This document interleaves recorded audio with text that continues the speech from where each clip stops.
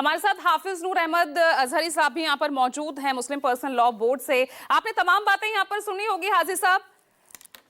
यहाँ पर भाई प्रॉपर्टी मैनेजमेंट की बात है और कौन कह रहा है कि मस्जिदों की संपत्तियों पर कब्जा कर लेगी सरकार। क्लियर कर रहे हैं ना, वो तो एक ट्रस्ट की बात, वो ट्रस्ट के पास है, उनका जो नतीजा है, जो उनके उसको लेकर जो फैसले हैं वो तो ट्रस्ट ही करेगा ना। मस्जिदों की संपत्ति नहीं कब्जाई जाएगी। क्या सीए को लेकर भी यही माहौल बनाया गया था ना, नागरिकता छीन ली जाएगी, छीनी गई किसी मुस्लिम की नागरिकता। मैं आपकी सब बातों का जवाब दूंगा। कौन सी बात कहां कैसे कही जाती है, ये सलीका हो तो हर बात सुनिए। बात यह है कि दुनिया की कोई मस्जिद हो अल्लाह के लिए वक्फ की जाती है, और वक्फ का माना है दान करना, अल्लाह के लिए दान करना। तो वक्फ संपत्ति भी उसी का हिस्सा है। दुनिया की हर मस्जिद वक्फ का हिस्सा है।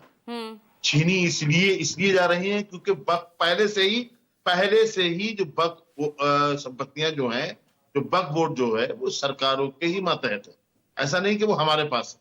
तो सरकार जिसे चाहती है उसका चेयरमैन बनाती है, और वो जहां जहां चेयरमैन ने जिन जिन मंदिरों और जिन जिन गांवों वगैरह इलाके में जो पुरानी संपत्तियों पर वक्फ का कब्जे की बात कही है, वो वक्फ बोर्ड के चेयरमैन की बात नहीं है, उस मौजूदा हुक्मरान और सरकारों की बात है। चाहे वो बसपा रही हो, चाहे वो सपा रही हो, चाहे वो जेडीयू हो, चाहे वो राजद हो, कोई हो, मतलब कोई भी पार्टी है उसकी जो सरकार है और चेयरमैन कुछ कह रहा है तो चेयरमैन की बात सरकार की बात है। कोई सरकार का मुखिया जिसे चाहता है, जो उसका चापलूस होता है, जो उसका करीबी होता है, उसको चेयरमैन बनाता है। नंबर एक ये बात। दूसरी बात, अभी भाई ने भारतीय जनता पार्टी के प्रवक्ता महोदय ने कहा कि सीए पर जो विरोध किया था शाहीन बाग वगैरह में, मैं भाई आपसे खुल करके कह रहा हूं कि सीए और एनआरसी का विरोध किया था। आप मानिए अमित शाह जी का बयान आप निकालिए ना, उन्होंने सदन में खड़े होकर के कहा था आप एनआरसी लेकर के आएंगे, लेकर के क्यों नहीं आए? डर गए क्या? अमित शाह जी तो बहुत बड़े लीडर है, बहुत बहुत ज्यादा बहादुर हैं। उन्होंने कहा था सीए जो मुसलमानों ने विरोध किया था, वो सीए के साथ में एनआरसी का विरोध किया था। आपको शायद याद ना हो, या आप जानकर ये बात कहना आप चाह रहे हो। मुसलमानों ने एनआरसी का विरोध किया था। आप एनआरसी ले आए, आप देख लेंगे मुसलमानों को या भारत में रहने वाले दूसरे जो अल्पसंख्यक समाज है उसको कितना नुकसान हो रहा है। ले आइए आप। क्यों नहीं आप कर रहे हिम्मत? आप भी जान गए हैं कि हम नहीं ला सकते, इसलिए आपने उस बात को उसमें डाल दिया, रद्दी के टोकरे में। मैं आपसे खुल करके कह रहा हूं, एक अभी शायद राजीव रंजन जी बोल रहे थे कि ये जो हिंदू समाज में जो मंदिर वगैरह है, इनकी जो कमाई होती है वो सरकार के पास जाती है। जो वक्फ संपत्तियों की जो कमाई होती है वो कहां भाई जाती है? वो भी तो वक्फ बोर्ड में ही जाती है ना। बहुत बड़ी बड़ी मजारों के ठेके भारतीय जनता पार्टी वो वक्फ बोर्ड के पास है, और वक्फ बोर्ड की में उसका पैसा आता है। वो उस पैसे का क्या भाई क्या किया जाता है? लेकिन सूरत, कर्नाटक, वहां पर जिस तरह से जो पूरे गांव हैं उन्हें वक्फ अपने जो है कब्जे में लेने की जो कोशिश करता नजर आता है, जो निजी स्वार्थ की जो यहाँ पर बात कही जा रही है, खुद योगी आदित्यनाथ भी कह रहे हैं ना, क्या कल्याण किया वक्फ बोर्ड ने अब तक मुस्लिम समुदाय का? वो चाहे कर्नाटका की बात हो, चाहे उत्तर प्रदेश और बिहार और बंगाल की बात हो, वक्फ बोर्ड का मैंने पहले ही कहा आपसे कि वक्फ बोर्ड का चेयरमैन वही बोलता है जो सरकार चाहती है। आज की तारीख में अभी भी 40,951 केस वक्फ बोर्ड ट्रिब्यूनल में लंबित हैं। बिल्कुल हैं।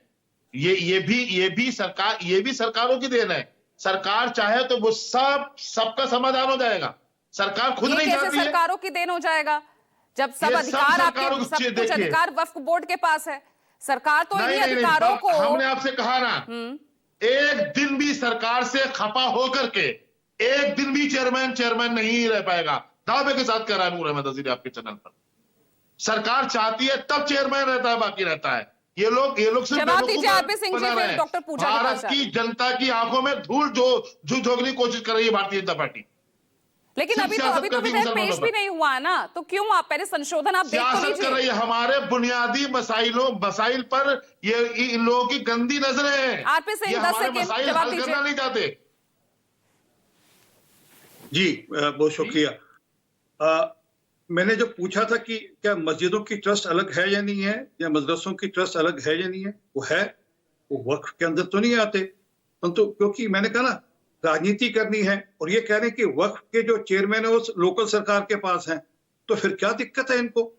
लोकल सरकारें कोई जरूरी भाजपा के, डीएमके है, टीडीपी है, बाकी सरकारें हैं। यहाँ पर केरला में लेफ्ट की सरकार है, तो बंगाल में ममता बनर्जी की सरकार है, तो वो कहीं प्रॉपर्टीज पर कहीं जो अभी स्टेटस का वो रहेगा, जो डिस्प्यूट्स आगे के होंगे उनका रेजोल्यूशन कैसे हो उसकी चिंता होगी, और प्रॉपर्टी का रेवेन्यू सोर्स अच्छा हो इसकी बात है। इसमें किसको दिक्कत है? मतलब वो जो पैसा आएगा वो कोई किसी और काम के लिए इस्तेमाल होने वाला नहीं। जिस प्रकार मंदिरों का जो पैसा है वह तो इस्तेमाल यहाँ होता पर है। हाजी साहब यही तो कह रहे हैं कि वो रेवेन्यू का इस्तेमाल वहां पर मस्जिद और मज़ारों के लिए होता है, वहां के विकास के लिए वो ऑलरेडी करते हैं। मैं आपने पूछा, जरा बता दीजिए पूरे देश भर में कितने वक्फ बोर्ड ने कितने हॉस्पिटल्स खोले, कितने स्कूल्स खोले, कितने और ऐसे काम खोले जो जन कल्याण के काम के लिए पैसा इस्तेमाल हुआ हो। और फिर मैंने अभी आपको डेटा बताया, कुल मिलाकर 9,80,000 रह गया वहां का रेवेन्यू सोर्स, जो कि 166 करोड़ था, वो कम होते होते इतना रह गया। और जबकि जो सच्चा कमेटी है वो कह रही है कि डॉक्टर पूजा, क्या यहाँ पर वाकई बस ये वोट